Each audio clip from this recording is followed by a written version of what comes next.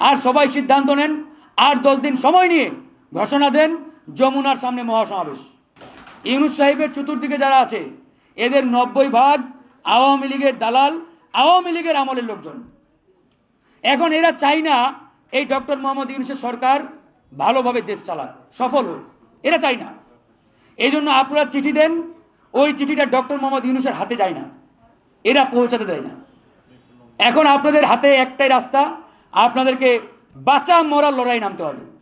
কষ্ট এতদিন করছেন, আর কয়েকদিন কষ্ট করেন, দেখবেন এরা বাধ্য হয়ে তখন আপনাদের ভাসানটেক প্রকল্পও দিয়ে দিবে, কলমিলতা বাজারও ছেড়ে দিবে। তো আজকে এখানে যারা আসছেন অনেক মানুষ, ইনশাআল্লাহ আমি গণ অধিকার পরিষদের পক্ষ থেকে, আমাদের দলের পক্ষ থেকে আপনাদের এই দাবির সাথে আমরা আছি, আমরা সংহতি জানাচ্ছি। যে কোনো প্রয়োজনে আমরা গণ অধিকার পরিষদ আপনাদের এই যৌক্তিক দাবির পক্ষে সাথে আমরা সব সময় থাকব। এখানে অনেক রাজনৈতিক দলের নেতারা আছেন, তারাও থাকবেন।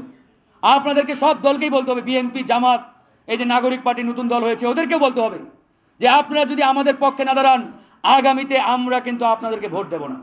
কথা ক্লিয়ার? আমাদের ভোটে এমপি হবেন, মন্ত্রী হবেন, সরকার হবেন, আর পরে গিয়ে আমাদের বাড়িঘর থেকে উচ্ছেদ করবেন, এই সুযোগ আর দেওয়া যাবে না। বুঝছেন বিষয়টা? এই আওয়ামী লীগ ক্ষমতায় কীভাবে আসছে? আপনাদের ভোট নিয়ে আসছে না? আপনাদের ভোট, পরের 3টা তো ভোটে হয় নাই, আগের কথা বলছি। 8 সালে আওয়ামী লীগ, যাই হোক অনেক কথা আছে নির্বাচন নিয়ে, সেদিকে যাচ্ছি না। জনগণের ভোটে আসছে, এসে কি করলো? জনগণের বিরুদ্ধে কাজ শুরু করলো। তো এখন আগামীতে যে দলেই হোক, সেটা বিএনপি, জামাত বা আমরা, আপনারা স্পষ্ট করে বলবেন যে যদি আমাদের পক্ষে, আমাদের যৌক্তিক দাবির পক্ষে আপনারা না দাঁড়ান, আমরা আপনাদের ভোট দেব না। একবারে পরিষ্কার কথা। রাজনৈতিক দলগুলোর কাজ কি? জনগণের জন্য রাজনীতি করা, জনগণের কল্যাণে কাজ করা। এখন যে রাজনৈতিক দল খালি মুখে বলে জনগণের জন্য রাজনীতি করে, বাস্তবে জনগণের বিরুদ্ধে, জনগণের পক্ষে একটা কথাও বলে না, তো এই রাজনৈতিক দল দিয়ে বা এইরকম রাজনৈতিক নেতৃবৃন্দ দিয়ে জনগণের কোনো কল্যাণ আসবে না। তো সেই জায়গা থেকে আপনাদেরকে এই কথাগুলো বলতে হবে।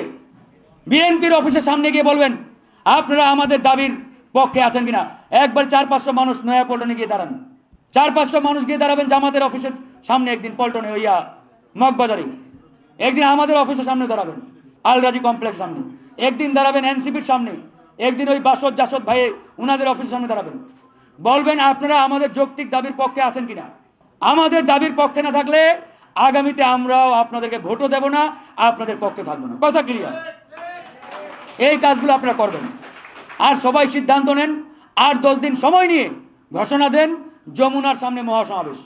একবারে ইউনূস সাহেবের বাড়ির সামনে 15-20 হাজার আসতে হবে ভাই। ওই 100-200 দিয়ে কাজ হবে না। পারবেন তো? যত বস্তি আছে সবগুলোতে যোগাযোগ করেন যে এটা আমাদের অধিকার আদের। এই দাবি যদি মেনে নেয়, আপনারা সবাই বস্তিবাসী ভালো থাকবেন, আরামে থাকবেন।